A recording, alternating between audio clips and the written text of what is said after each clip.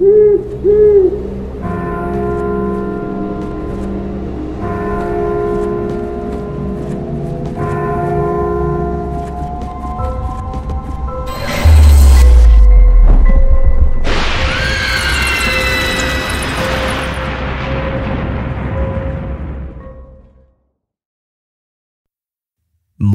ধূমপান ও মাদক সেবন স্বাস্থ্যের পক্ষে ক্ষতিকারক।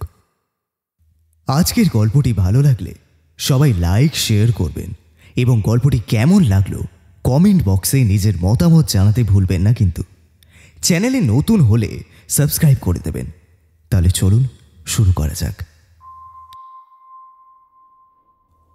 হঠাৎ সন্ধ্যেতে আমরা বিভিন্ন ধরনের গল্প প্রচার করে থাকি, অলৌকিক, গোয়েন্দা, তন্ত্রমন্ত্র ইত্যাদি। অলৌকিক গল্পের আবহে আমরা দেখেছি সেখানে তন্ত্রমন্ত্র, ঝাড়ফুঁক, কালা জাদু ইত্যাদির ব্যবহার হয়ে থাকে। লেখক তার গল্পের রোমাঞ্চকর আবহ সৃষ্টির জন্যই এইগুলির ব্যবহার করে থাকে। হঠাৎ সন্ধে কোনো কুসংস্কারকে প্রশ্রয় দেয় না। আমাদের সমস্ত শ্রোতা বন্ধুদের কাছে নিবেদন, অনুগ্রহ করে গল্প শোনার আনন্দে এই গল্পগুলি গ্রহণ করুন। হঠাৎ সন্ধেতে পূর্বে আপনারা তারানাথ তান্ত্রিকের গল্প শুনেছেন। আজ আপনাদের ভালোবাসায় আবার ফিরেছে তারানাথ। আজ আপনি শুনবেন বিভূতিভূষণ বন্দ্যোপাধ্যায় ও তারাদাস বন্দ্যোপাধ্যায়ের অমর সৃষ্টি তারানাথ চরিত্রকে ঘিরে তারানাথ তান্ত্রিক ফ্যান ফিকশন, তারানাথ তান্ত্রিক ও কংসাবতীর গ্রামের আতঙ্ক। আজকের গল্প পাঠে দেবাঞ্জন, গল্পের সূত্রধর আমি সৌরভ, গল্পটির কলমে দেবলীনা রয়, প্রধান চরিত্রে তারানাথ। শুরু হচ্ছে আজকের বিশেষ নিবেদন, তারানাথ তান্ত্রিকের গল্প তারানাথ তান্ত্রিক ও কংসাবতীর গ্রামের আতঙ্ক।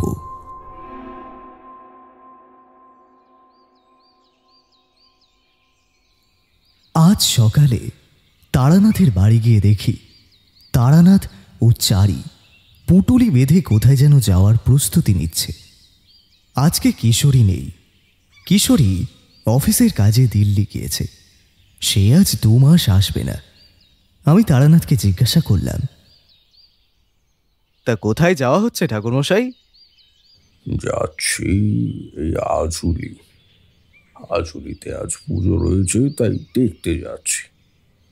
পুজো? কিসের পুজো ঠাকুরমশাই? দিদি ঠাকুরনের পুজো। দিদি ঠাকুরন? সে হচ্ছে মা মনসার এক অংশ। ওনারা 7 বোন। ওই 7 বোনের নানা রকম জায়গায় পুজো হয়। আজ আজুলিতে পুজো হবে দিদি ঠাকুরনের। ও, বুঝলাম। তা আপনাদের সঙ্গে আমায় নেবেন নাকি? কেন নেব না, অবশ্যই নেব। চলো আমাদের সঙ্গে। তারপর তারানাথ আর চারির সাথে আমিও চললাম আজুলির উদ্দেশ্যে। আজুলিতে যখন পৌঁছালাম তখন দুপুর গড়িয়ে গেছে। দিদি ঠাকুরনের পুজোটা হয় রাতের বেলা। রাতের বেলা বলতে খুব রাতে নয়, ওই রাত 8টার পর। আজুলিতে সত্যি খুব ধুমধাম করে দিদি ঠাকুরনের পূজা হয়। আমরা পুজো দেখে ভোগ খেয়ে একজনের বাড়িতে আশ্রয় নিলাম। যে কটা দিন এখানে পুজো হয় সেই কটা দিন এখানে আশেপাশের বাড়িতে থাকতে দেওয়া হয়। সত্যি পুজো দেখে মনটা ভরে গেল। আমি তারানাথকে জিজ্ঞাসা করলাম, আচ্ছা ঠাকুরমশাই, বলছি যে এর আগে আপনি এখানে এসেছিলেন? একবারই এসেছিলাম, তাও আবার অনেক ছোটবেলায়। তারপরও আর আসা হয়নি সেরকম। আচ্ছা ঠাকুরমশাই, এবার একটা ঘটনা বলুন না, বেশ গা ছমছমে ভূতের ঘটনা। ভূতের ঘটনা শুনবে তুমি? বেশ, তাহলে আজকে 2টো ঘটনা বলছি তোমাদেরকে, শোনো। চারি আর আমি পাশাপাশি বসে পড়লাম তারানাথের ঘটনা শোনার জন্য। তখন সন্ধে হয়ে গিয়েছে।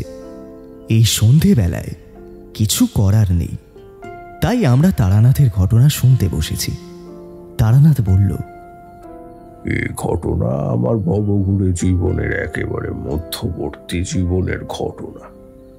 তখন আমার বিয়ে হয়ে গিয়েছে, চারি তখনও হয়নি। আমি আর গিন্নির মাসতুতো দাদার বাড়ি বেড়াতে গিয়েছি। সেখানে নারায়ণ পুজো খুব ধুমধাম করে হয়। পুজো শেষ হওয়ার পর আমি আরো কয়েকজন বন্ধু বান্ধব, দাদা এবং আরো আত্মীয় স্বজন বসে বসে গল্প করছি। ঠিক এমন সময় একজন বয়স্ক লোক আমায় দেখে বললেন, আপনি তারানাথ চক্রবর্তী না? আগে হ্যাঁ, আপনি আমাকে চেনেন? চিনি বলতে আপনাকে আমি দেখেছি। আপনি পরিশপুর গ্রামে গিয়েছিলেন না? আগে হ্যাঁ, পরিশপুর গ্রামে গিয়েছিলাম বটে। বিপদে পড়ে পরিশপুরের জমিদার হরে কৃষ্ণবাবু আমাকে ডেকে নিয়ে গিয়েছিলেন। তা সেটা আপনি কি করে জানলেন? ওই হরে কৃষ্ণ বাবু হচ্ছে আমার দিদির জায়ের ছেলে। সেই সূত্রেই হরে কৃষ্ণ বাবুর কাছে আপনার নাম শুনেছি। এইখানে এইভাবে দেখা হয়ে যাবে সেটা কখনো কল্পনা করতে পারিনি। যদিও দেখা না হলে এমনিতেই আমি আপনার বাড়িতে যেতাম। পরিশপুর? সেটা আবার কোথায় ঠাকুরমশাই? আপনি তো এর আগে আমাদের এই ঘটনার কথা বলেননি। জীবনে তো কত ঘটনাই না ঘটেছে, সেই সব কি আর একবারে বলা সম্ভব? তাহলে ঠাকুরমশাই, আপনি বরং আগে পরিশপুরের ঘটনাটা বলুন দয়া করে, তারপরে এই ঘটনাটা শুনছি। আগে এই ঘটনাটা শুনবে বলছো? বেশ, তাই বলছি। তবে শোনো, এই ঘটনা আজ থেকে প্রায় বছর 50 আগের কথা। তখন আমি খুব ছোট ছিলাম। তখন আমার বয়স ওই 15-16 হবে। বাড়ি থেকে বেরিয়ে পড়েছি। ঘুরতে ঘুরতে কেদারনাথে গিয়ে পৌঁছেছি। তোমাদের মনে আছে আমি বলেছিলাম যখন আমি বাড়ি থেকে বের হই তখন প্রথম কাশী গিয়ে পৌঁছেছিলাম? হ্যাঁ হ্যাঁ, মনে আছে। হ্যাঁ, কাশীতে গিয়ে প্রথমে ওই রামনিধি এবং পরে বীরভূমের শ্মশানে মাতু পাগলির সঙ্গে দেখা হয়েছিল। তারপর আমি চলে গিয়েছিলাম কেদারনাথে কিছুদিন থেকে চলে গিয়েছিলাম পরিশপুর গ্রামের 2টো গ্রাম আগে ছিরুঞ্জল গ্রামে। সেখানে কিছুদিন থেকে যখন ফিরে আসছি তখনই হঠাৎ করে কৃষ্ণবাবুর সঙ্গে দেখা। তিনি আমায় বললেন, আপনাকে দেখে সাধু বাবাই মনে হচ্ছে। এত ছোট বয়সে বেরিয়ে পড়েছেন বাড়ি থেকে? আগে সংসারে আমার মন নেই, তাই বেরিয়ে পড়েছি। তা বেশ তো, আপনার নামটা জানতে পারি? আমি তারানাথ চক্রবর্তী। আপনিও ব্রাহ্মণ? যাক, ভরসা পেলাম। দয়া করে আমাকে বাঁচান ঠাকুর মশাই। আমাদের পরিবারে খুব বিপদ। বিপদ? কিসের বিপদ? আমার স্ত্রী সরমা, সে খুব অসুস্থ ঠাকুর। আমার স্ত্রীকে আর আমার হবু সন্তানকে বাঁচান ঠাকুর মশাই, দয়া করে বাঁচান। কি হয়েছে আমাকে একটু খুলে বলুন তো হরে কৃষ্ণবাবু। ঠিক ঠিক বুঝতে পারছি না ঠাকুর মশাই। পরশুদিন রাত থেকে কেমন যেন ব্যবহার করছে। কিচ্ছু খাচ্ছে না, শুধু বিছানায় শুয়ে আছে। কি করি বলুন তো?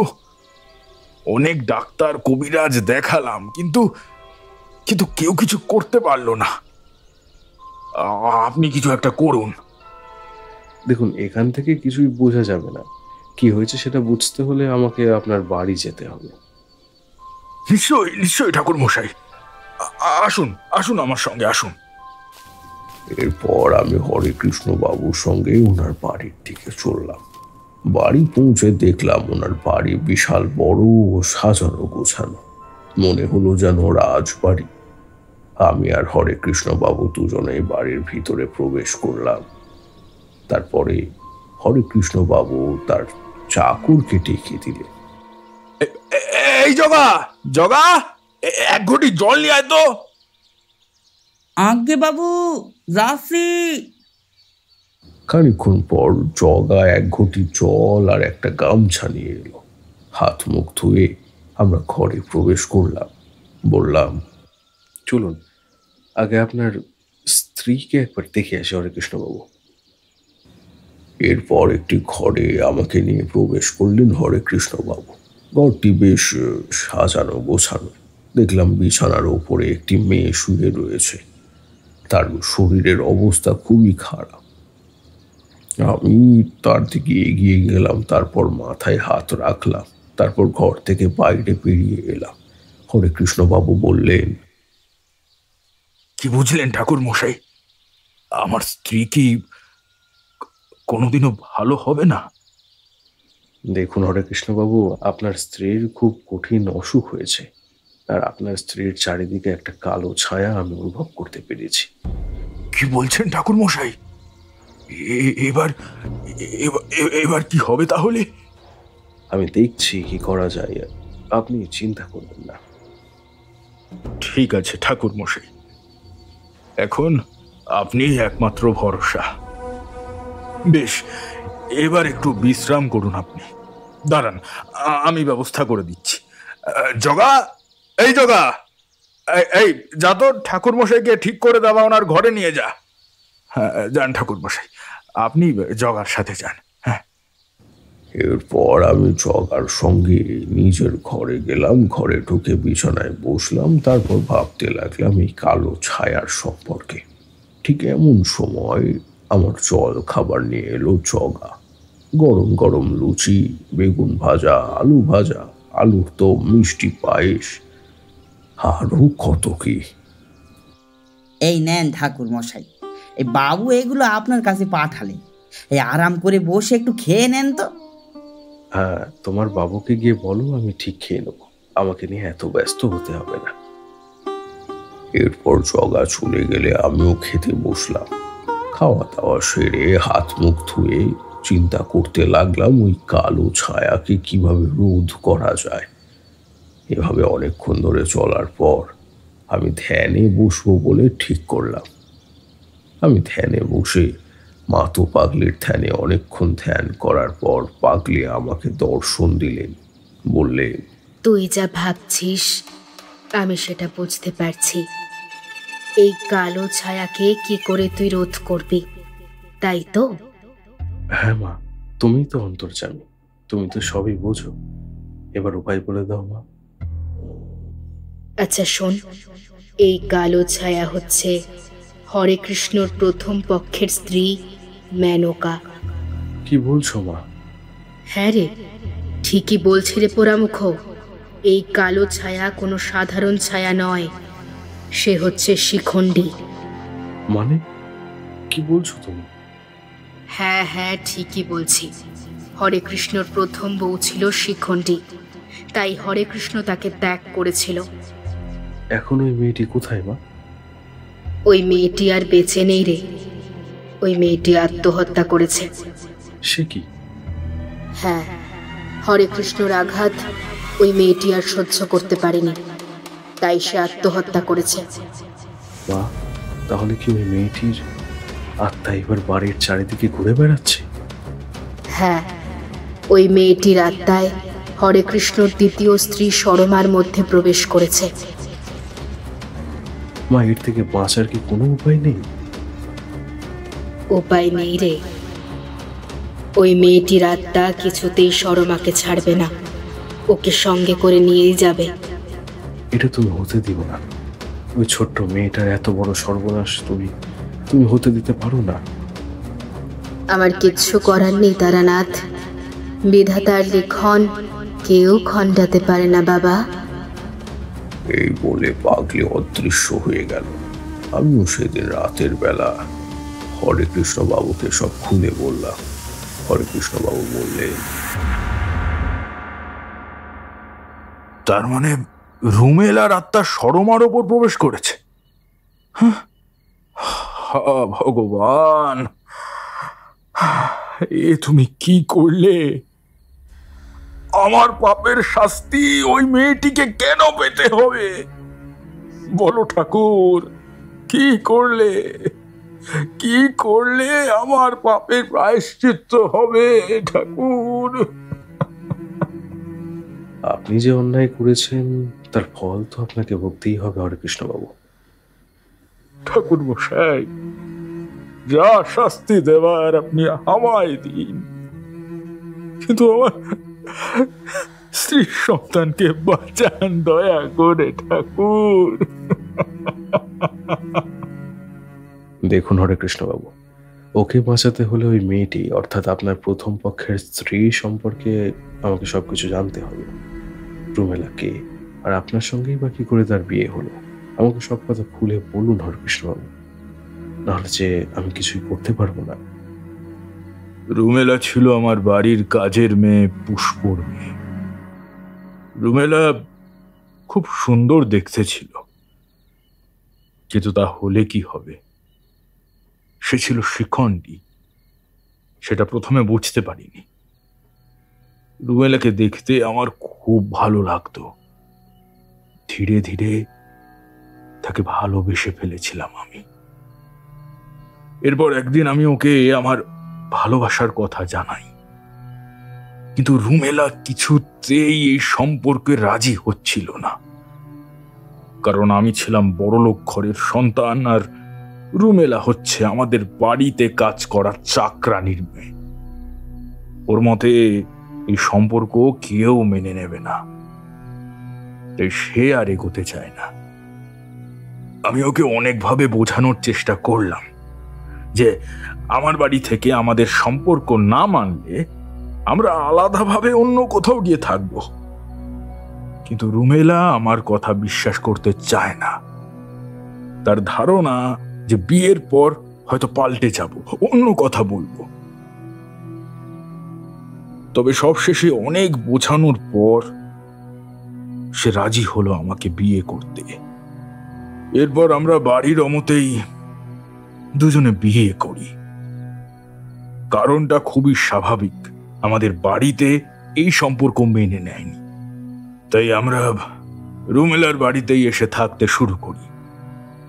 কিন্তু বিয়ের পরের দিনই আমি বুঝতে পারি রুমেলা স্বাভাবিক নয়।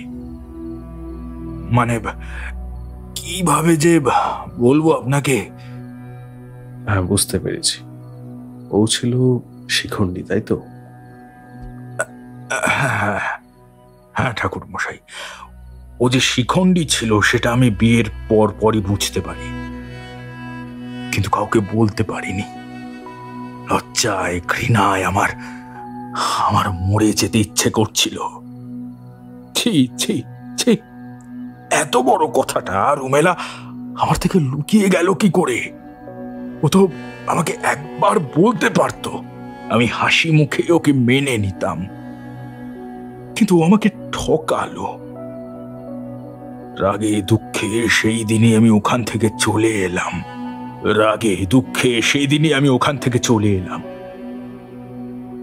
রুমেলা অনেকভাবে বোঝানোর চেষ্টা করেছিল, কিন্তু রাগে তখন আমার মাথা গরম হয়ে উঠেছিল।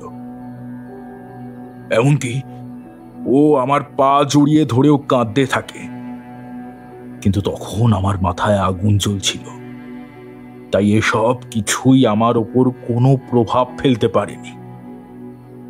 সেদিনই আমি রুমেলাদের বাড়ি ছেড়ে নিজের বাড়ি ফিরে গেলাম, আর বাবাকে সব বলাতে বাবা আমাকে ক্ষমা করে দেয়। পাশের গ্রামে বাবার পছন্দ করে রাখা একটা মেয়েকে বিয়ে করার প্রস্তাব দেয়। আমিও বিয়েতে রাজি হয়ে যাই। এরপর আমি নিজের রুমে চলে গেলাম ও সারা রাত রুমেলার কথা ভাবতে লাগলাম। মনে মনে রাগ হচ্ছিল খুব।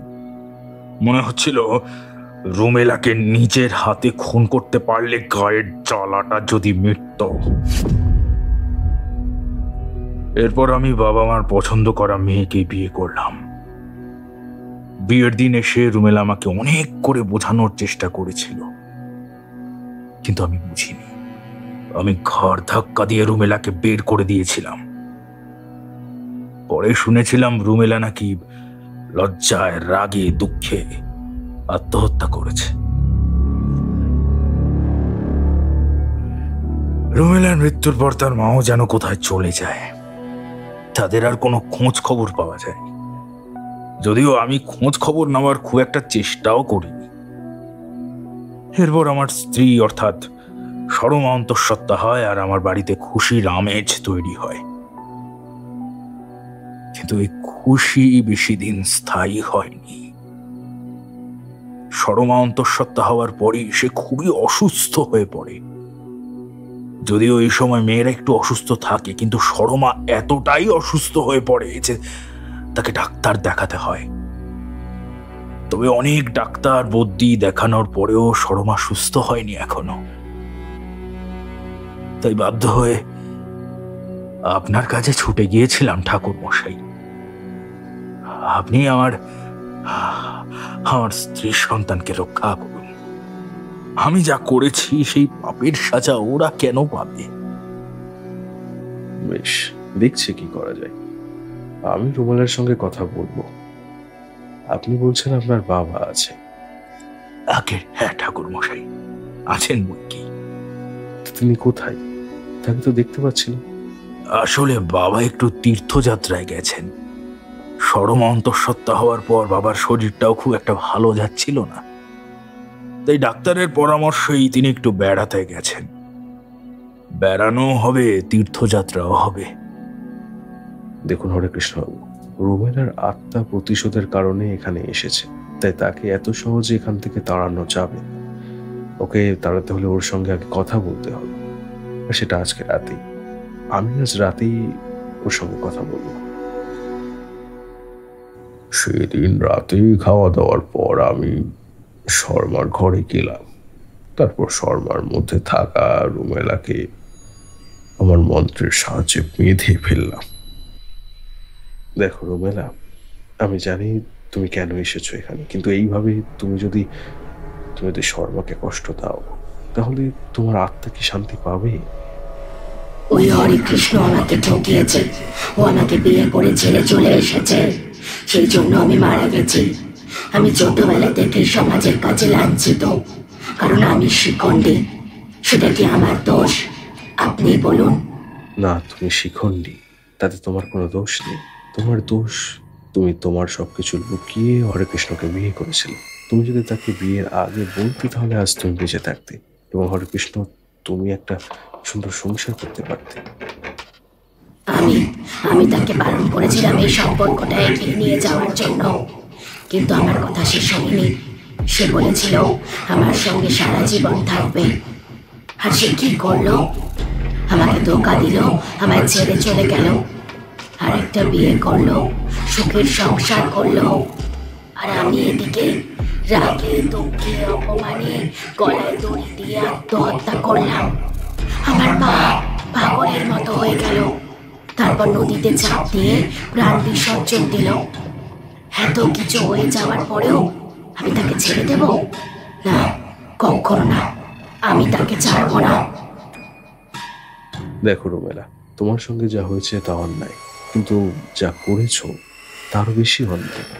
তুমি একটা নিষ্পাপ মেয়েকে শাস্তি দিচ্ছ, সেটা কি অন্যায় নয়? তুমি নিজের বুদ্ধিতে বিচার করে দেখো। আর আমার সঙ্গে যা হয়েছে সেটা অন্যায় নয়? দেখো রুমেলা, তোমার সঙ্গে যা হয়েছে সেটা অন্যায়, আমি তো স্বীকার করছি, কিন্তু তুমি একটা নিষ্পাপ মেয়েকে কষ্ট দিয়ে আরো বেশি অন্যায় করছো। সেটা সহ্য কিন্তু আমি করবো না। তুমি এই মেয়েটিকে ছেড়ে দাও। না, আমি ওকে কখনো ছাড়বো না। আমি মেরে ফেলবো, আমি ওকে আমার সঙ্গে নিয়ে যাব। না রুমেলা, এটা তুমি করতে পারো না, ছেড়ে দাও ওকে। না, কখনো না। দেখো রুমেলা, তুমি যদি ওকে না ছাড়ো, তাহলে বাধ্য হয়ে আমাকে তোমার উপর মন্ত্র প্রয়োগ করতে হবে। আপনি যা খুশি করতে পারেন, আমি কিছুতেই ওকে ছাড়বো না। বেশ, দেখি তোমার জেদ বেশি না আমার জেদ বেশি। আমিও দেখবো তুমি কি করে এই মেয়েটিকে নিজের সঙ্গে নিয়ে যাও। এই বলে আমি রুমেলার উপরে একটা গুচ্ছ মন্ত্র প্রয়োগ করলাম, আর তার সঙ্গে সঙ্গে রুমেলা যন্ত্রণায় ছটফট করতে লাগলো, চিৎকার করতে লাগলো। এখনো সময় আছে রুমেলা, ওকে ছেড়ে দাও। না, আমি ওকে ছাড়বো না। আপনি যা করার করতে পারেন। এরপর আমি আরো একটা মন্ত্র প্রয়োগ করলাম। এইভাবে বেশ কিছুক্ষণ মন্ত্র প্রয়োগ করার পর রুমেলা বাধ্য হলো শর্মাকে ছাড়তে। আমি রুমেলার আত্মাকে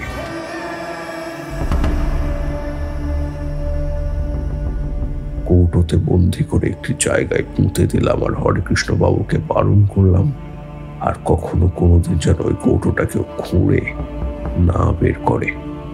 এরপর ধীরে ধীরে শর্মা সুস্থ হয়ে গেল আর আমিও ওখান থেকে চলে আসলাম। পরে খবর পেয়েছিলাম হরেকৃষ্ণ বাবুর একটা ছেলে হয়েছে। সেই হরেকৃষ্ণর জেঠিমার ভাই হচ্ছে এই বৃদ্ধ লোকটি। ওই বৃদ্ধ লোকটি আমার সঙ্গে অনেক গল্প করলো, তারপর বলল, ঠাকুর মশাই, একটা কথা বলবো? হ্যাঁ, বলুন না।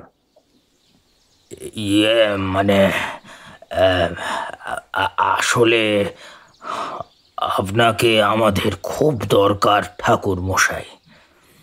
আমাদের গ্রামের নাম কংসাবতী। ওই গ্রামে খুব বিপদ ঠাকুর মশাই, তাই আমি আপনাকে নিতে এসেছি। বিপদ? তা কিরকম বিপদ? আসলে ঠাকুর মশাই, গত কয়েকদিন হলো আমাদের গ্রামে একটি প্রেতের খুব উৎপাত বেড়েছে। ওই প্রেত কাউকে শান্তিতে থাকতে দিচ্ছে না। ওই প্রেত সবাইকে অতিষ্ঠ করে মারছে। তাই আমি আপনার কাছে এসেছি, মানে যদি দয়া করে আমাদের রক্ষা করেন। আচ্ছা বেশ, মানুষকে সাহায্য করা আমার কর্তব্য, আমি নিশ্চয়ই আপনাদের সাহায্য করব। এই বলে আমি জিজ্ঞাসা করলাম, আচ্ছা ওই প্রেত সম্পর্কে কিছু বলতে পারবেন? বা ওই প্রেত কোথা থেকে এলো বা কি হতে পারে, কিছু যদি বলতে পারেন। আগে আমরা অনুমান করেছি বটে, কিন্তু সেই ঠিক কিনা বলতে পারছি না। নিঃসংকোচে বলুন, কে সেই প্রেত? আগে আগে অক্ষয়। অক্ষয় কি? সে অনেক বড় কাহিনী ঠাকুর। অক্ষয় ছিল আমাদের গ্রামের কামার। তার একটা কামারশালা ছিল। তার হাতের কাজ ছিল অসাধারণ। তার হাতের কাজ দেখে সাহেবরাও তাকে পুরস্কার দিত। এইভাবে অক্ষয়ের দিন চলতো আর বেশ ভালোই রোজগার করছিল অক্ষয়। কিন্তু একদিন তার এক ভাই তার কাছে এলো থাকতে। ওই ভাইটি ছিল খুবই অলস আর স্বার্থপর। সে লোকের টাকা মেরে খেত। তাই সে অক্ষয়ের কাছে এসেছিল অক্ষয়ের টাকায় বসে বসে খাবে বলে। অক্ষয় খুবই পরিশ্রমী ছিল এবং একই সাথে সে ছিল খুব দয়ালু। সে গ্রামের লোককে খুব সাহায্য করত। গরিব দুঃখী থাকলে তাদেরকে চাল, আলু এইসব দিত। কিন্তু তার ওই ভাই ছিল একদম বিপরীত। সে শুধু অক্ষয়ের টাকায় বসে বসে খেত এবং অক্ষয়ের কাছ থেকে টাকা নিত আর সেই টাকা দিয়ে মদ, গাঁজা এইসব খেত। অক্ষয় সবই জানত, কিন্তু অক্ষয়ের মতো ভালো লোক এই পৃথিবীতে আর একটাও হবে না। তাই অক্ষয় তার ভাইকে কিচ্ছুটি বলতো না। এইভাবে একটা বছর কেটে গেল। এই এক বছরে অক্ষয়ের ভাই লোককে ঠকিয়ে লোকের কাছ থেকে টাকা ধার করে এখান থেকে পালিয়ে গেল। আর অক্ষয় পড়ল মহা ফাঁপড়ে। লোকে তাকে এসে ধরল। অক্ষয় লোকের সব টাকা মিটিয়ে দিল, লোকে চলেও গেল। এরপর অক্ষয় ভালোই রোজগার করছিল, কিন্তু একদিন গ্রামে পুলিশ এলো এবং অক্ষয়কে ধরে নিয়ে গেল। পুলিশ কেন এলো? অক্ষয় তো খুব ভালো মানুষ ছিল বললে। ঠাকুর মশাই, ও তো খুব ভালো মানুষ ছিল, কিন্তু কি বললাম আপনাকে, ওর যে একটা ভাই ছিল 1 নম্বরের চোর, সে এখান থেকে চলে গেল বটে, কিন্তু অক্ষয়ের নামে পুলিশে রিপোর্ট করলো। অক্ষয় নাকি তাকে মারধর করেছে, তাকে খুন করার চেষ্টা করেছে। এই অপরাধে পুলিশ তাকে ধরে নিয়ে গেল। তার বাড়ি, তার কামারশালা সব বাজেয়াপ্ত করা হলো। এরপর পুলিশ অক্ষয়কে থানায় নিয়ে গিয়ে মারধর করেছিল। পরে শুনেছিলাম অক্ষয় নাকি পুলিশের অত্যাচার সহ্য করতে না পেরেই জেলেই আত্মহত্যা করেছে। এরপর আর কি, অনেক বছর কেটে গেল।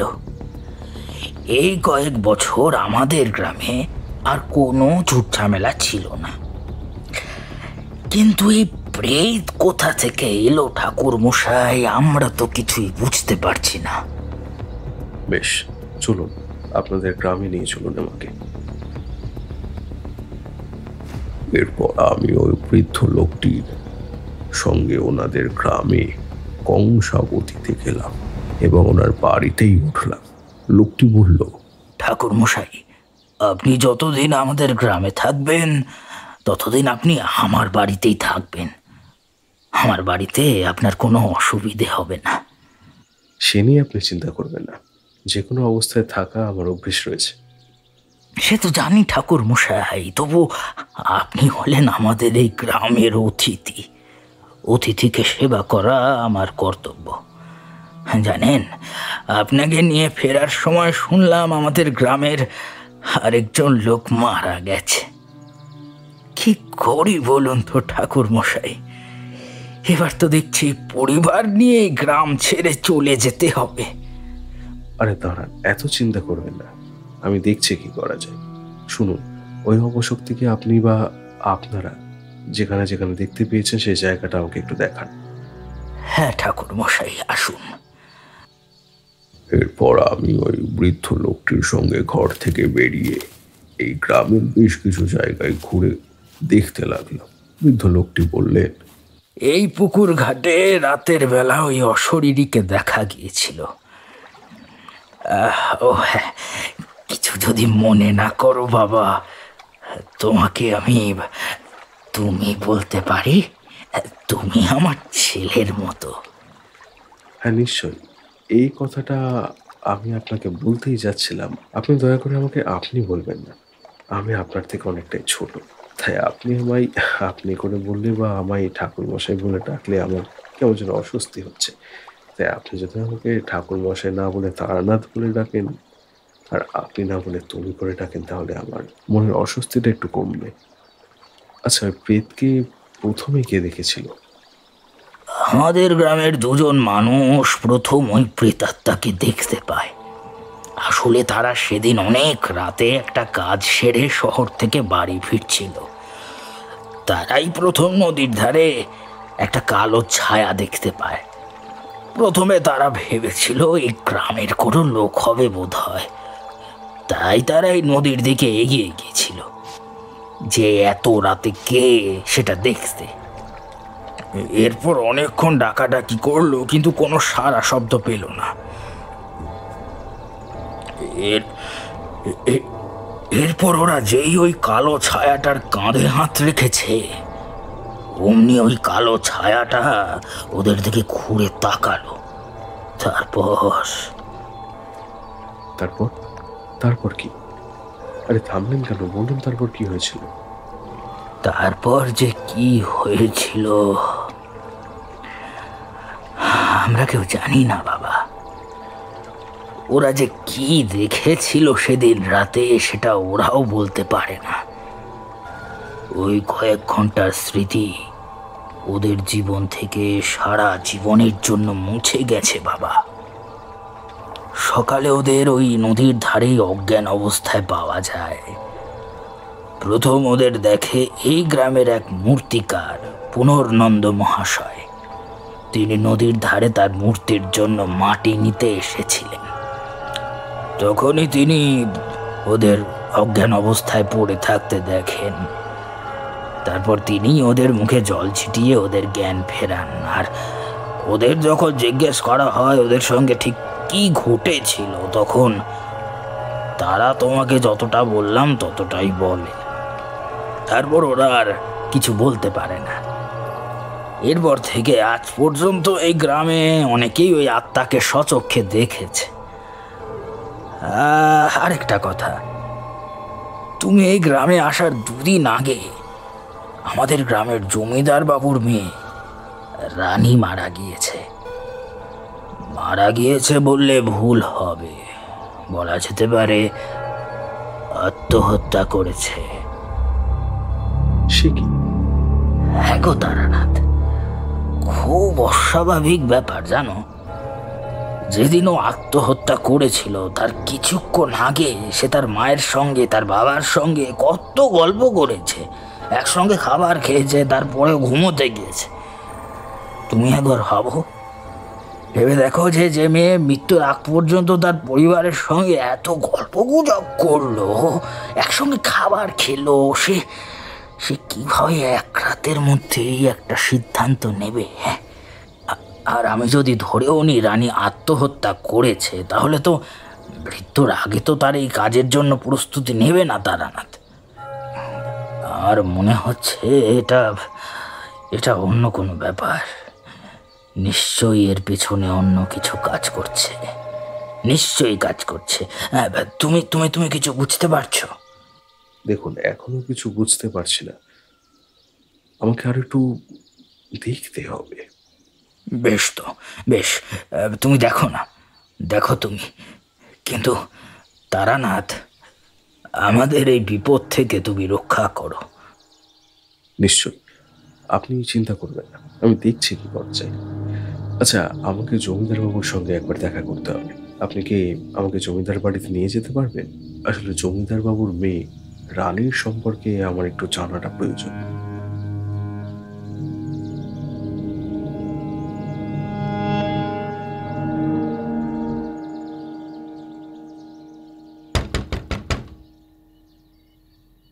তারানাথ এতটা বলেছে, এমন সময় আমাদের ঘরের দরজায় টোকা পড়ল। এই মাঝখানে কেউ যদি এসে বিরক্ত করে, আমার খুব বিরক্ত লাগে। আমি মুখ দিয়ে একটা বিরক্তসূচক আওয়াজ করে বললাম, এই সময় আবার কে এলো? দেখো, কেউ হয়তো এসেছে। হ্যাঁ, দাঁড়ান, আমি দেখছি। এরপর আমি খাট থেকে নেমে দরজার দিকে এগিয়ে গেলাম এবং তারপর দরজা খুলে দিলাম। দরজা খুলতেই দেখলাম একটা 14-15 বছরের বাচ্চা ছেলেকে। সে আমাকে দেখে বলল, এখানে তারানাথ তান্ত্রিক থাকে? হ্যাঁ, আছেন। তুমি ওনাকে খুঁজছো? হ্যাঁ, ওনাকে একটু ডেকে দিন না।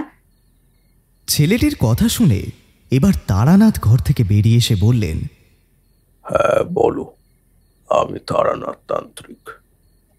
ছেলেটি এবার তারানাথকে দেখে তারানাথের পায়ে হাত দিয়ে প্রণাম করল। তারপর বলল, তুমি আমাকে চিনবে না, কিন্তু আমি তোমাকে চিনি। বাবার মুখে তোমার অনেক নাম শুনেছি। আমার বাবাকেও আমাদের পরিবারকে তুমি নাকি একদিন একটা বড় বিপদের হাত থেকে বাঁচিয়েছিলে। তোমার বাবা? এই তোমার বাবা খোকা? তোমার বাবার নাম কি? সব বলছি, আগে একটু বসে নি। অনেকটা পথ হেঁটে আসছি, হাঁটতে হাঁটতে পায়ে বড্ড ব্যথাও লেগেছে। হ্যাঁ, একটু বসে নি। ইস, দেখেছো, আমারই তোমাকে বলা উচিত ছিল। এসো এসো, ভিতরে এসো। তুমি এইটুকু ছেলে একা একা বাড়ি থেকে বেরিয়ে পড়েছো, তোমার বাবা মা তোমাকে ছাড়লো? আরে দাঁড়াও দাঁড়াও, আগে ঘরে ঢুকি, তারপর তোমার সব প্রশ্নের উত্তর দিচ্ছি। ছেলেটি ঘরে ঢুকে খাটে বসল। তারপর চারিকে বলল, চারি দিদি, আমাকে একটু জল দাও তো, গলাটা না একদম শুকিয়ে গেছে। তুমি আমাকে চেনো? শুধু তোমাকে কেন, এই ঘরে যারা যারা আছে আমি সবাইকে চিনি। আহ চারি দিদি, আগে একটু জল দাও না, না হলে যে আমি আর কথা বলতে পারছি না। এবার যে তেষ্টায় গলা ফেটে যাবে। হ্যাঁ হ্যাঁ, দাঁড়াও দিচ্ছি। তারপর চারি ছেলেটিকে জল দিল। পর পর 2 গ্লাস জল খেয়ে ছেলেটা একটু স্বাভাবিক হলো। তারপর তারানাথকে বলল, তুমি সম্পর্কে আমার কাকা হচ্ছ, কিন্তু আমি তোমাকে তারানাথ বলেই ডাকছি। তোমার যা ভালো লাগে তাই বলে আমায় ঠেকো, কিন্তু এবার তোমার পরিচয়টা দাও অন্তত। আমার নাম মাধু বোস, আমার বাবার নাম অভয় বোস। আমি আসছি খড়খড়িপুর গ্রাম থেকে। এবার আচমকা বোধহয় তারানাথের মনে পড়ে গেল। তারানাথ খুব খুশি হয়ে বলল, আরে তুমি অভয়ের ছেলে। শুনেছিলাম মোটে বহুদিন বাদে অভয়ের একটি পুত্র সন্তান হয়েছিল। তুমি তাহলে সেই ছেলে। বাহ বাহ, খুব ভালো, খুব ভালো। আমি আর চারি কিছুই বুঝতে পারলাম না তারানাথ কি বলছেন। আমরা একে অন্যের মুখ চাওয়াচাই করলাম। চারিও কিছু বুঝতে না পেরে বলল, বাবা, তুমি কি বলছো? অভয় বোস, খড়খড়িপুর গ্রাম, আমরা তো কিছু বুঝতেই পারছি না। না বুঝতে পারাটাই স্বাভাবিক। এই ঘটনা অনেক বছর আগের, তখনও তোর জন্ম হয়নি রে চারিমা। সে যাকে পরে একদিন বলবো খন। আচ্ছা ঠাকুরমশাই, যে গল্পটা হচ্ছিল সেই গল্পটা আগে বলুন, আমি যে আর থাকতে পারছি না। ও হ্যাঁ হ্যাঁ, একদম ভুলে গিয়েছি, দেখেছো? বলছি তবে শোন। আমি একটুখানি শুনেছি, এবার পুরোটা বলো। ও, তুমিও শুনছো বুঝি? হ্যাঁ, একটুখানি। আচ্ছা বেশ বেশ, এই ঘটনাটা আমি তোমাকে পরে বলে দেবো। হ্যাঁ ঠিক আছে। ঠাকুরমশাই, এই ঘটনাটা শোনার পর কিন্তু খড়খড়িপুর গ্রামের ঘটনাটা বলতে হবে। আচ্ছা আচ্ছা বেশ, বলবো খন। তারানাথ, বাবা খুব অসুস্থ, বারবার তোমাকে দেখতে চাইছে, তাই তোমার খোঁজে বেরিয়েছিলাম। তোমার খোঁজ যখন পেয়ে গেলাম, তখন তুমি আমার সঙ্গে আমাদের গ্রামে যাবে? নিশ্চয়ই যাবো বাবা। কাল সকালেই আমরা তোমার সঙ্গে তোমাদের গ্রামের উদ্দেশ্যে রওনা দিব। ঠাকুরমশাই, গল্পটা। আচ্ছা বেশ, বলছি তবে শোনো। এবার তারানাথ একটু আরাম করে খাটের ওপর বসে একটা সিগারেট ধরালো। তারপর কয়েকটা টানে সিগারেটটা শেষ করে জানলা দিয়ে ফেলে দিয়ে বাকি গল্পটা বলতে শুরু করলো। তো গল্পটা কতটা বললাম জানো? ওই তো, আপনি বৃদ্ধ লোকটির সঙ্গে জমিদার বাবুর বাড়ির দিকে যাচ্ছেন। ও হ্যাঁ হ্যাঁ, আমি তো জমিদার বাড়ির দিকে চললাম। তারপর এক সময় জমিদার বাড়ির সামনে এসে দাঁড়ালাম। প্রকাণ্ড জমিদার বাড়ি। বৃদ্ধ লোকটি বললেন, এসো তারানাথ, এসো, ভেতরে গিয়ে বসো। জমিদার বাড়ির বিশাল বড় লোহার গেটের সামনে দুজন প্রহরী দাঁড়িয়ে। আমাদের দেখে প্রহরীরা বলল, কোথায় যাবেন? তারপর প্রহরীরা আমার দিকে তাকালো। আমার বেশভূষা দেখেই বোধহয় প্রহরীরা আমাকে সাধু বাবা ভেবেছিল। এরপর প্রহরীরা আমাকে এগিয়ে এসে আমার পায়ে হাত দিয়ে প্রণাম করলো, বলল, সাধু বাবা, আপনি কোথা থেকে এসেছেন? আমার ওই বৃদ্ধ লোকটি বলল, উনি অনেক বড় মাপের সাধক। আমাদের গ্রামের বিপদ শুনে উনি এখানে এসেছেন। বৃদ্ধ লোকটির কথায় প্রহরীরা একটু অশান্ত হলো। তারপর বলল, আচ্ছা, ভেতরে যান। এরপর আমরা ভিতরে গেলাম। ভিতরে গিয়ে আমরা জমিদার বাবুর সঙ্গে দেখা করলাম। বৃদ্ধ লোকটির কাছে জমিদার বাবু আমার পরিচয় পেয়ে আমার পায়ে ঝাঁপিয়ে পড়লেন।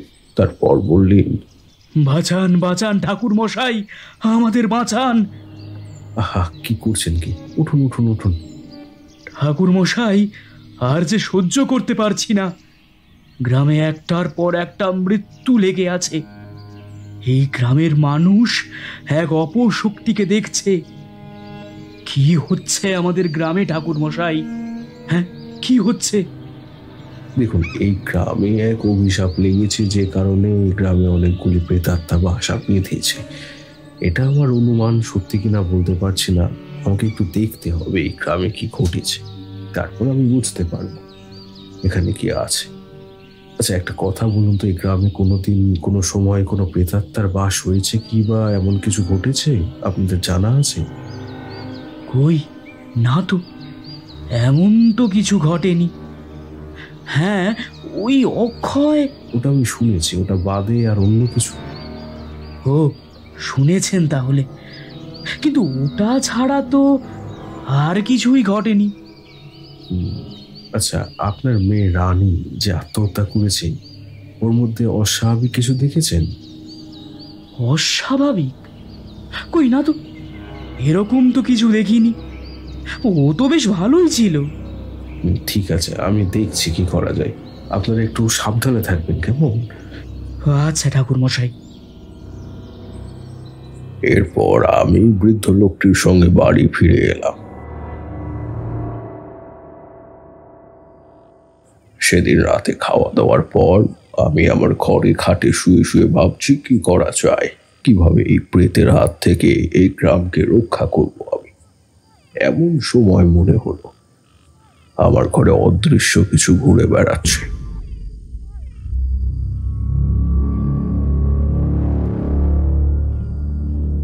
আমি খাটের ওপরে উঠে বসলাম। তারপর অনেকক্ষণ ধরে বোঝার চেষ্টা করলাম সে কে হতে পারে। সে কি আমার কোনো ক্ষতি করতে এসেছে? আমি উঠে বসেছি, দেখি সে আমার দিকে এগিয়ে এলো। আমি ততক্ষণে গাত্র বন্ধন মন্ত্র আওড়াতে শুরু করে দিয়েছি। ওই ছায়া মূর্তিটা আমার কাছে এগিয়ে এসে বললে, ঠাকুর মশাই দাঁড়ান, আমি আপনার কোনো ক্ষতি করতে আসিনি, বরং সাহায্য চাইতে এসেছি। কি সাহায্য? আমি অক্ষয় ঠাকুর মশাই। অক্ষয় মানে ওই ছেলেটি? হ্যাঁ ঠাকুর মশাই, আমি সেই। আমাদের গ্রামকে সাহায্য করুন ঠাকুর মশাই। আমি না একা পেরে উঠছি না। এই গ্রামে কি ঘটেছে তুমি জানো? জানি, সেই জন্যই তো আপনার কাছে সাহায্য চাইতে এসেছি। কি ঘটেছে একটু খুলে বলো তো আমাকে। অক্ষয় আমার পাশে এসে বসলো, বলল, আমার ভাইটির কথা তো আপনি জানেন ঠাকুর মশাই? হ্যাঁ জানি। সে আরো কয়েকজন খারাপ প্রেতাত্মাকে এই গ্রামে নিয়ে এসেছে। সে চায় এই গ্রামকে শেষ করতে। তারপর আমার নামে অপবাদ দিতে, যাতে এই গ্রামের মানুষ আমার আত্মাকে এই গ্রাম থেকে তাড়িয়ে দেয়। তোমার ভাই মারা গেল কি করে? আমি মারা যাবার 1 সপ্তাহ পর ওই শয়তানটা আগুনে পুড়ে মারা যায়। কিন্তু মরে গিয়েও শয়তানে যায়নি। ও মরে গিয়েও এই গ্রামের ক্ষতি করার জন্য আবার ফিরে এসেছে। আমি ওকে অনেক আটকানোর চেষ্টা করেছি, কিন্তু ওর ক্ষমতা আমার থেকে অনেক বেশি, তাই আমি ওকে আটকাতে পারিনি। এবার আপনি কিছু একটা করুন ঠাকুর মশাই, আমাদের গ্রামকে ওই শয়তানদের হাত থেকে রক্ষা করুন। বেশ, আমি দেখছি কি করা যায়। তুমি চিন্তা করো না অক্ষয়, আমি তোমাদের গ্রামকে রক্ষা করবই। এতটা বলে তারানাথ থামল। এবার মাধু বলল, তারানাথ, তুমি খুব ভালো। মানুষের কত সাহায্য করো তুমি, এমনকি ভূতকেও সাহায্য করো। সব ভূত তো আর খারাপ হয় না রে বাবা। কিছু কিছু ভূত আছে যারা মানুষকে সাহায্য করে। ও, ভূতও ভালো হয়? হয় বই কি, নিশ্চয়ই হয়। তারপর তারপর কি হলো বাবা? তুমি কি ওই গ্রামকে রক্ষা করতে পারলে? বলছি মা, তার আগে একটু জল দে তো, গলাটা একেবারে শুকিয়ে গিয়েছে। চারি উঠে গিয়ে এক গ্লাস জল নিয়ে এসে তারানাথের হাতে দিল। তারানাথ জলটা শেষ করে আবার বলতে শুরু করলো। অক্ষয় চলে যাবার পর আমি ধ্যানে বসলাম, মা জগদ্দম্বার ধ্যানে। ঘন্টা তিনেক মা জগদ্দম্বার ধ্যান করার পর মা জগদ্দম্বা আমাকে দর্শন দিলেন। মায়ের সে কি রূপ, মায়ের রুদ্র রূপ সবাই সহ্য করতে পারে না। মা তার আলতা রাঙা পায়ে আমার দিকে এগিয়ে এলেন, তারপর আমার মাথায় হাত রাখলেন। মায়ের স্পর্শে আমার শরীরে একটা শিহরণ খেলে গেল। বললেন, তারানাথ, চোখ মেলে তাকা, দেখ আমি এসেছি। আমি ধীরে ধীরে চোখ মেলে তাকালাম, দেখলাম মা সত্যি এসেছেন। বললেন, তারানাথ, বল বল কেন আমায় ডেকেছিস? আমি মায়ের সামনে হাত জোর করে বললাম, মা, তুমি তো সবই জানো মা। এই গ্রামের বিপদের কথা, এই গ্রামে যে বিপদ উৎপন্ন হয়েছে তার থেকে বাঁচার উপায় আমাকে একটু বলে দাও। তারানাথ, এই গ্রামের বিপদ যে সহজে কাটবে না। এই গ্রামকে রক্ষা করতে হলে তোকে প্রেত বিনাশ যজ্ঞ করতে হবে এবং 10 লক্ষ বার প্রেত বিনাশ মন্ত্র তোকে জপ করতে হবে। এই যজ্ঞ কিন্তু যেখানে সেখানে করা যায় না তারানাথ। এই যজ্ঞ করতে হয় একটি শুদ্ধ এবং নির্জন স্থানে, যেখানে মানুষের যাতায়াত নেই। কারণ এই যজ্ঞের ফলে এই গ্রামে যত প্রেতাত্মা আছে সবার বিনাশ হবে, তাই একে প্রেত বিনাশ যজ্ঞ বলা হয়। মা, এই যজ্ঞ কিভাবে করবো, আর এই যজ্ঞের মন্ত্রই বা কি? শোন তারানাথ, কাল ভোরের সূর্য উদয়ের সঙ্গে সঙ্গে তুই বাড়ি থেকে বেরিয়ে এই গ্রামের দক্ষিণ দিক ধরে হাঁটতে থাকবি। হাঁটতে হাঁটতে দেখবি একটা জঙ্গল। সেই জঙ্গলের ভিতর দিয়ে কিছুটা হেঁটে গেলেই একটা ভাঙা কালী মন্দির চোখে পড়বে। সেই কালী মন্দিরে এক সাধককে তুই দেখতে পাবি। সেই সাধকই তোকে সাহায্য করবে এবং তোকে প্রেত বিনাশ মন্ত্র কিভাবে করতে হয়, উপযুক্ত স্থান সব দেখিয়ে দেবে। তবে মনে রাখিস, তুই কিন্তু এই যজ্ঞ করার সময় কোনো কিছুতেই কান দিবি না।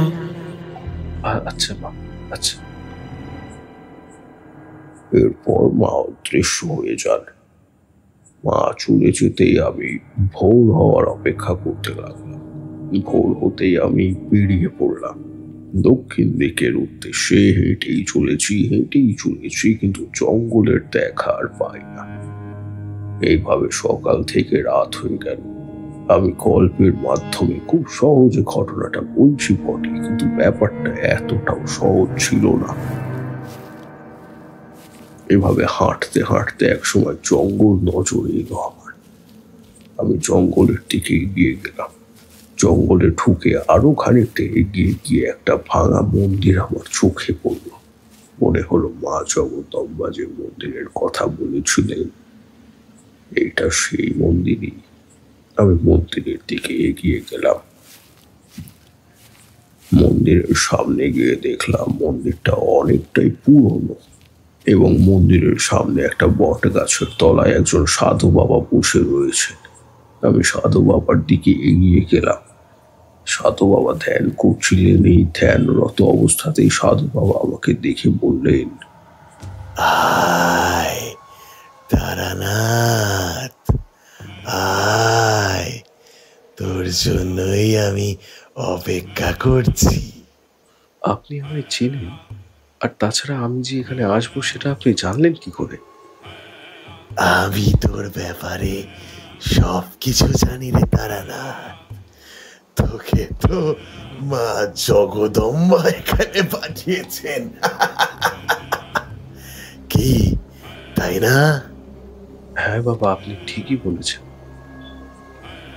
সাধু বাবা এইবার চোখ মেলে আমার দিকে তাকিয়ে থাকলেন, বললেন, বেশ, তবে শোন, প্রেত বিনাশ মন্ত্র করতে হলে তোকে প্রথমে একটি কালো বিড়াল, একটি কালো ছাগল, একটি কালো মুরগি এবং একটি মানুষের মৃতদেহ জোগাড় করতে হবে, এবং সেই সঙ্গে রক্তচন্দন, একটা জবা ফুলের মালা, 5টা পশুর মাথা, যেমন মানুষ, কুকুর, সাপ, হাতি এবং পেঁচা।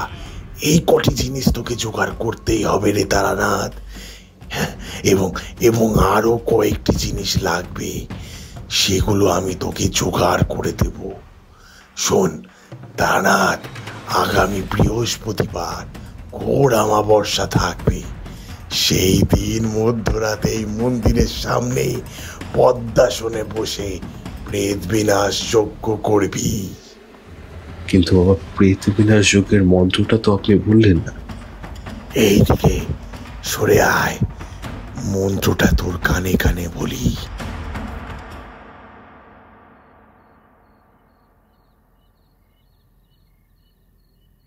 কি মন্ত্র ঠাকুরমশাই? না বিভূতি, এ মন্ত্র আমি তোমাদের বলবো না। প্রেত বিনাশ মন্ত্র সবাইকে বলতে নেই, একমাত্র যারা প্রেত বিনাশ যজ্ঞ করে তাদেরই একমাত্র এই মন্ত্র জানা উচিত। সে যাকে, গল্পটা শোনো। সেদিন ওই সাধু বাবার কাছ থেকে প্রেত বিনাশ যজ্ঞের রীতি জেনে আমি এবার গ্রামে ফিরে এলাম। বাড়ি থেকে যখন বেরিয়েছিলাম তখন কাউকে বলে আসিনি, তাই বাড়িতে এতক্ষণ হুলুস থুলুস পড়ে গিয়েছিল। আমি বাড়ি ফিরতেই আমাকে দেখে ওই বুড়ো লোকটি আমার দিকে ছুটে এলেন, বললেন, বাবা, বাবা তারানাথ, কোথায় গিয়েছিলে বাবা? আমরা বাড়ির সবাই খুব চিন্তায় পড়ে গিয়েছিলাম তোমাকে দেখতে না পেয়ে। আমি দুঃখিত, আসলে আপনাদের বলে যাওয়া উচিত ছিল। আসলে আমি একটা কাজে গিয়েছিলাম, তাই আর আপনাদেরকে বলা হয়। না না, ঠিক আছে, তুমি যে ফিরে এসেছো এটাই অনেক। দেখুন, আপনার সঙ্গে আমার একটা জরুরি কথা আছে, একটু আলাদা করে কথাটা বলতে হবে। আমি আমার ঘরে গিয়ে ওই বৃদ্ধ লোকটিকে কাল রাতে এবং আজ সকালে আমি কি কি জানতে পেরেছি আগাগোড়া সবই খুলে বললাম। বৃদ্ধ লোকটি বললেন, তুমি আমাকে নিশ্চিন্ত করলে বাবা। একবার জমিদার বাবুকে এই কথাগুলো জানানোটা দরকার, আপনি কি বলেন? হ্যাঁ, তুমি ঠিকই বলেছ, একবার জমিদার বাবুকে ব্যাপারটা জানানো দরকার। তাহলে চলুন একবার জমিদার বাড়ি যাই। হ্যাঁ বাবা, চলো চলো। এরপর আমরা দুজন জমিদার বাড়ির দিকে চললাম। জমিদার বাড়িতে যখন পৌঁছলাম তখন রাত 7:30 কি 8টা হবে। আমরা জমিদার বাবুর কাছে গেলাম। জমিদার বাবু আমাদের দেখে বললেন, আরে আসুন আসুন ঠাকুর মশাই, কি সৌভাগ্য আমার, আবার আপনার পদধূলি আমার বাড়িতে পড়লো। হ্যাঁ, আসুন আসুন, এইখানে বসুন। জমিদার বাবু 2টি বেশ সুন্দর কারুকার্য করা চেয়ার আমাদের দিকে এগিয়ে দিলেন। আমরা গিয়ে ওই চেয়ার দুটিতে বসলাম। তারপর জমিদার বাবু আমার সামনে হাত জোড় করে বললেন, আজকে রাতের খাবারটা কিন্তু আমাদের বাড়িতেই খেয়ে যাবেন। হ্যাঁ, আর শুধু খেয়েই যাবেন কেন, আজকে রাতটা আমাদের বাড়িতেই কাটিয়ে যাবেন। এবার জমিদার বাবু ওই বৃদ্ধ লোকটির দিকে তাকিয়ে বললেন, খুড়ো, আপনিও কিন্তু ঠাকুর মশাইয়ের সঙ্গে আমাদের বাড়ির নিমন্ত্রণ রক্ষা করবেন। হ্যাঁ। আমরা দুজনে আপত্তি করে বললাম, না না, এইসবের আবার কি প্রয়োজন আছে? কেন ঠাকুর মশাই? ও, বুঝতে পেরেছি, অসুচ বাড়ি তো, তাই হয়তো আপনাদের সংকোচ হচ্ছে, তাই না? না না জমিদার, তার জন্য নয়। আচ্ছা বেশ, তাই হবে। আমাদের কথায় জমিদার বাবু খুশি হলেন তারপর একজন দাসীকে ডেকে আমাদের জন্য শরবত আনতে বললেন। আমি জমিদার বাবুকে বললাম, আচ্ছা, আপনার স্ত্রী কোথায়? রানীর মৃত্যুতে ও খুব শোকাহত, তাই ও একটি ঘরে দরজা বন্ধ করে বসে আছে। কারুর সঙ্গে কোনো কথা বলে না ঠাকুর মশাই, কেমন কেমন পাথরের মতো বসে থাকে। এই বলে জমিদার বাবু চোখের জল ফেলতে লাগলেন। আমি বললাম, আপনি শান্ত হন, এভাবে ভেঙে পড়বেন না, সব ঠিক হয়ে যাবে। শুনুন জমিদার বাবু, আপনার সঙ্গে আমার কিছু কথা রয়েছে। হ্যাঁ বলুন ঠাকুর মশাই, কি বলবেন? আমি আগাগোড়া সব কথা জমিদার বাবুকে খুলে বললাম। জমিদার বাবু আমার সব কথা শুনে বললেন, কি বলছেন কি? হে ভগবান, আমাদের গ্রামকে রক্ষা করো প্রভু, রক্ষা করো। চিন্তা করবেন না জমিদার বাবু, আমি দেখছি কি করা যায়। এর মধ্যে আমাদের জন্য সর্বদ কিছু মিষ্টি চলে এসেছিল। এরপর জমিদার বাবু আমাদের খুব আপ্যায়ন করলেন। সেদিন রাত্রিটা জমিদার বাড়িতে কাটিয়ে পরদিন ওই বৃদ্ধ লোকটির বাড়িতে ফিরে এলাম। বৃহস্পতিবারের আগেই সবকিছু জোগাড় করতে হবে, তাই আমি ছটফট জোগাড় যন্ত্রে লেগে পড়লাম। এইভাবে অমাবস্যার দিন চলে এলো। আমি সেদিন ভোর হতেই সমস্ত যজ্ঞের জিনিসপত্র নিয়ে ওই দক্ষিণের জঙ্গলের দিকে চললাম। এরপর আমি সময় মতো ওই মন্দিরের সামনে পৌঁছলাম। মন্দিরের সামনে পৌঁছে দেখলাম ওই সাধু বাবা আমার জন্য আগে থেকেই যজ্ঞবেদী প্রস্তুত করে রেখেছেন।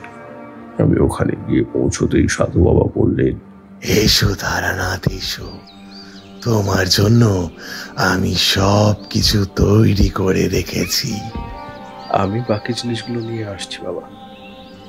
বাহ, বেশ ভালো। আচ্ছা শোনো, যজ্ঞের সময় অনেক কিছুই ঘটবে, কিন্তু সাধককে এক মনে প্রেত বিনাশ মন্ত্র 10 লক্ষ বার জপ করে যেতে হবে। সামান্য একটা ভুল সাধকের প্রাণ কেড়ে নিতে পারে। খুব সাবধানে কাজটা করবে, বুঝেছ? যজ্ঞের নিয়ম সব মেনে আছো তো? হ্যাঁ বাবা, সব মনে আছে। ঠিক আছে, তুমি তোমার কাজ করো, আমি এখন আসি, কাল সকালে আবার আসবো আমি। এই বলে সাধু বাবা চলে গেলেন। আমিও যজ্ঞের জন্য সব তৈরি করে নিলাম। প্রথমে ওই 5টি প্রাণীর মাথা যজ্ঞবেদীর চারিদিকে লাগালাম, আর তার উপরে 5টি বড় মোমবাতি জ্বালালাম। তারপরে 3টি প্রাণীকে, অর্থাৎ বিড়াল, মুরগি ও ছাগলটিকে সামনের পুকুরে ভালো করে স্নান করিয়ে এনে তাদের কপালে সিঁদুরের ফোঁটা দিয়ে 3টি নরকরটির মালা পরিয়ে দিলাম। তারপর মানুষের মৃতদেহটিকেও ওই একইভাবে স্নান করিয়ে সিঁদুর মালা পরিয়ে শুদ্ধ করলাম। তারপর যজ্ঞকুণ্ডে তাকে রক্তচন্দন, জবা ফুলের মালা আর শরীর থেকে 1 ফোঁটা রক্ত দিয়ে যজ্ঞকুণ্ড পুজো করে আমি প্রেত বিনাশ যজ্ঞে বসলাম। প্রথমে ওই গ্রামের সমস্ত প্রেতকে ওই 5টি প্রাণীর মাথার এবং ওই বিড়াল, ছাগল, মুরগি ও মানুষের মধ্যে বন্দি করলাম। এবার আমি তারানাথকে একটা প্রশ্ন করলাম, আচ্ছা ঠাকুরমশাই, অক্ষয় কি ওই প্রেতাত্মাদের মধ্যেই ছিল? না, অক্ষয়কে আমি আগেই সরিয়ে দিয়েছিলাম। আমি অক্ষয়কে বলেছিলাম, এই প্রেত বিনাশ যজ্ঞ শেষ হলে আমি গয়ায় গিয়ে ওর আত্মার নামে পিণ্ডদান করে আসবো এবং তাতেই ওর মুক্তি হবে। আচ্ছা, তারপর শোনো, ওই গ্রামের সমস্ত আত্মাদের বন্দি করার পর আমি প্রেত বিনাশ মন্ত্র জপতে শুরু করলাম। আমি খুব জোরে জোরে মন্ত্র পড়তে শুরু করলাম। যজ্ঞ শুরু করার কিছুক্ষণ পর থেকে আমার ওপর নানান রকম আঘাত ঘনিয়ে আসতে লাগলো। প্রথমে খুব ঝড় বৃষ্টি শুরু হলো। ওই বৃষ্টিতে যজ্ঞের আগুন নিভে গেল, কিন্তু আমি থামলাম না। যজ্ঞকুণ্ডে আবার অগ্নি সংযোগ করে মন্ত্র পড়লাম। এবার নানা রকম আঘাত আমার উপরে আছড়ে পড়লো। একসময় তো দেখলাম আমার চারিদিকে দাও দাও করে আগুন জ্বলছে, তো আমি থামলাম না, এক মনে মন্ত্র জপ করতে লাগলাম। একবার তো আমার মাথার উপরে একটা সজোরে গাছের ডাল ভেঙে পড়ল। আমার মাথায় প্রচন্ড আঘাত লাগলো, কিন্তু তবুও আমি থামলাম না। এরপর আস্তে আস্তে ভোরের আলো ফুটতে শুরু করলো। আমি প্রেত বিনাশ মন্ত্র উচ্চারণও শেষ করলাম। যজ্ঞ শেষ হতেই আমি 5টি প্রাণীর মরা মাথার খুলি ও ওই বেড়াল, ছাগল ও মুরগি সহ সমস্ত উপকরণ নিয়ে গিয়ে একটি ফাঁকা স্থানে নিয়ে গিয়ে দাহ করে ফেললাম এবং সেই চিতা অশ্বতে একটা মাটির হাঁড়িতে ভরে সেটা সামনে পুকুরে বিসর্জন দিয়ে দিলাম। ব্যাস, আমার কাজ শেষ হলো।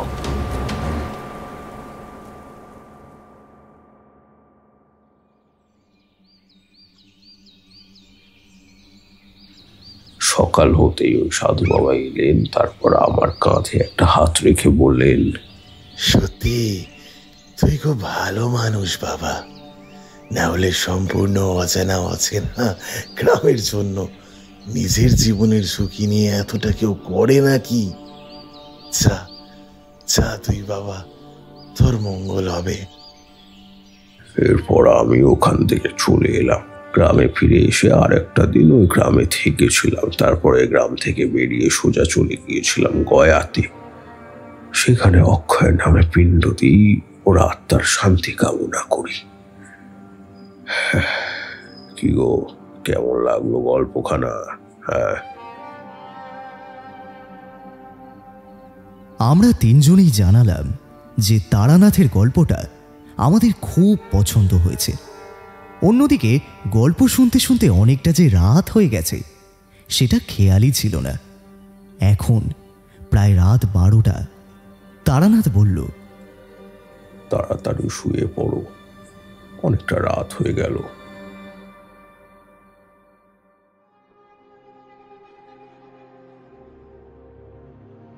এরপর আমরা 4 জনে একসঙ্গেই খেতে বসে পড়লাম।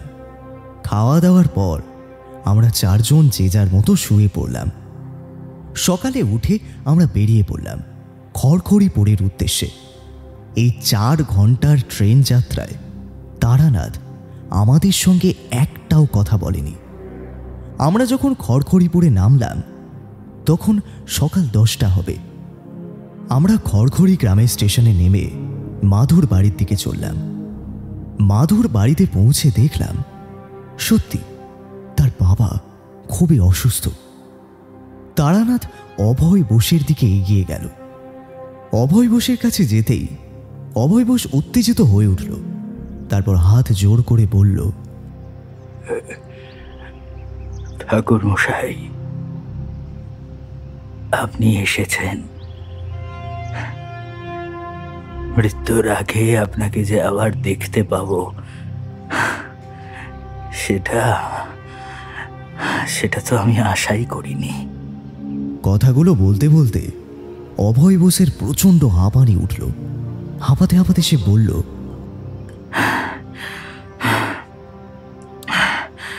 ঠাকুর মশাই, আপনি আমাকে আর আমার পরিবারকে যে বিপদের হাত থেকে রক্ষা করেছিলেন সেটা আমি আর আমার পরিবার কখনো ভুলতে পারিনি। তাই মৃত্যুর আগে আপনাকে দেখার খুব ইচ্ছে ছিল।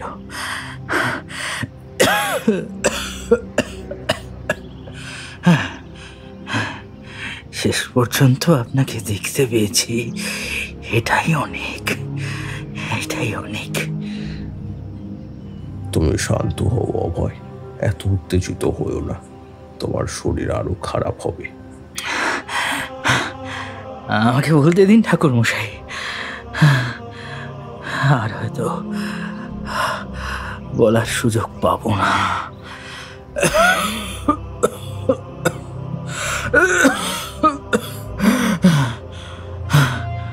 ঠাকুর মশাই, আপনার কাছে আমার একটাই অনুরোধ,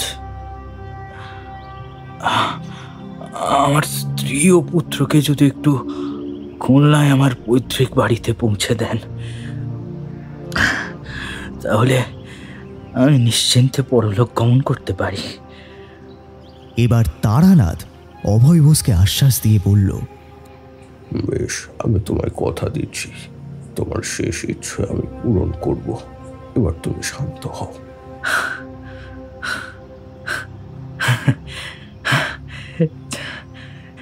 চিরজীবনের মতো শান্ত হয়ে যাব ঠাকুর মশাই,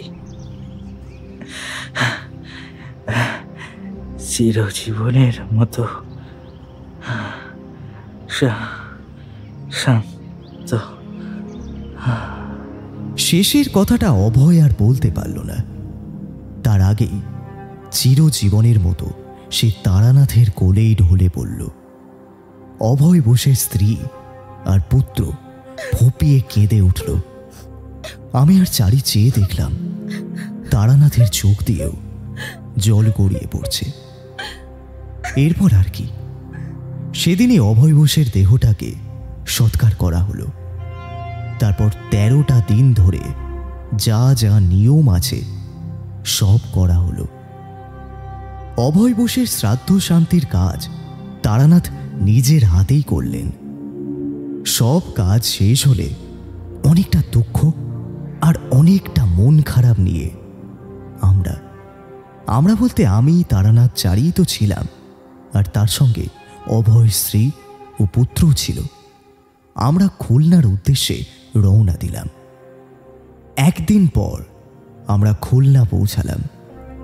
তারপর মাধুকে ও মাধুর মাকে তাদের পৈতৃক বাড়িতে পৌঁছে দিয়ে আমরা 3 জন আবার ট্রেনে চেপে আমাদের বাসস্থান শহর কলকাতার দিকে রওনা দিলাম। আসার সময় আমি একবার তারানাথকে জিজ্ঞাসা করেছিলাম, আচ্ছা ঠাকুরমশাই, অভয় যে বলেছিল আপনি তাকে ভয়ঙ্কর বিপদের হাত থেকে রক্ষা করেছিলেন, তা বিপদ হয়েছিল তাদের? সে অনেক কথা হে, অন্য একদিন বলবো খন তোমাদের। হ্যাঁ, এই কথার পর তারানাথ চুপ করলেন। আমরাও চুপ করে রইলাম। এরপর আমরা কলকাতায় পৌঁছে যে যার মতো বাড়ি ফিরে গেলাম।